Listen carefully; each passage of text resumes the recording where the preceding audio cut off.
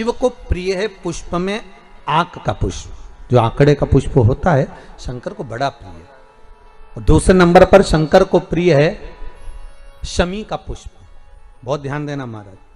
तीसरे नंबर पर शंकर को प्रिय है महाराज सरसों का पुष्प। सरसों होती है ना, जो राई अपन बोते हैं, सरसों बोते हैं, उसमें पीले कलर का जो पुष्प लगता है। हमारा तो निवेदन रहता है जब तक सरसों आए तो प्रयास करा करो कि सरसों के 108 पुष्प शंकर भगवान पर चढ़ाना प्रारंभ कर दो। महाराज ये पक्का है कि वर्ष भर कोई बड़ी बीमारी आपको घेर नहीं सकती अगर सरसों के फूल शिव को चढ़ रहे हैं तो। और प्रयास करना कि सरसों का जो पुष्प होता है, सरसों का जो फूल होता है महाराज, अगर कोई व्यक्ति को किडनी या लीवर से जुड़ी हुई कोई तकलीफ होती है या किसी व्यक्ति का एक्सीडेंट हो गया होता है और उसका कोई अंग रह गया हो, कोई शरीर का कोई भाग रह गया और वो काम नहीं कर रहा हो, जैसे किसी के पांव रह जाते हैं एक्सीडेंट के बाद, किसी का हाथ रह जाता है, या कोई अंग काम नहीं कर रहा हो, वहां ब्लड पहुंच नहीं रहा हो, वो जगह एकदम सुन्न हो गई हो, खाली पड़ गई हो, तो उसके लिए शिव महापुराण की कथा कहती है कि सरसों के पुष्प 11 शंकर जी के राइट भाग में, जहां शिव जी के गण दरवाजे के द्वारपाल मणिभद्र जिस जगह पर निवास करते हैं, कौन निवास करते हैं? मणिभद्र।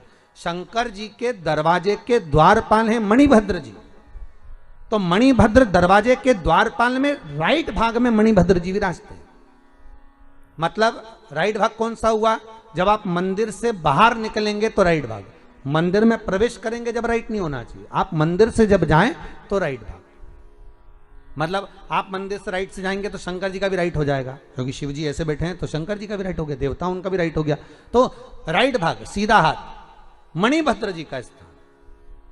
11 सरसों के पुष्प मणिभद्र के उस द्वार पर आप रख दीजिए और मणिभद्र के द्वार पर रखकर अंदर जाकर 108 वापिस जब आप बाहर निकल रहे हैं, ये पुष्प आप रखने के बाद एक बार बाहर जाएंगे, फिर वापिस आएंगे मणिभद्र के रखने के बाद, और अंदर जाकर 108 सरसों के पुष्प शंकर को समर्पित करेंगे महाराज। उस सरसों के पुष्प जो शिव जी को आप समर्पित कर रहे हैं उसको वापिस लेकर आएंगे, श्री शिवाय नमस्तुभ्यम बोलकर उस सरसों के पुष्प को महाराज सरसों के तेल की बोतल में उसको डाल लीजिए। शंकर भगवान को किसी भी प्रदोष में, शाम के समय प्रदोष काल में उस तेल को वापस ले जाकर चढ़ा दीजिए शिव जी को, उसको वापस लेकर आ जाइए। उस तेल का प्रयोग आप नाभि में डालिए और जो शरीर काम नहीं कर रहा उस स्थान पर कम से कम 15 दिन 20 दिन तक उसकी मालिश करना प्रारंभ करिए। बाबा चाहेगा तो चलाने का प्रयास कर देगा और वो अंग, वो शरीर काम करने लगेगा।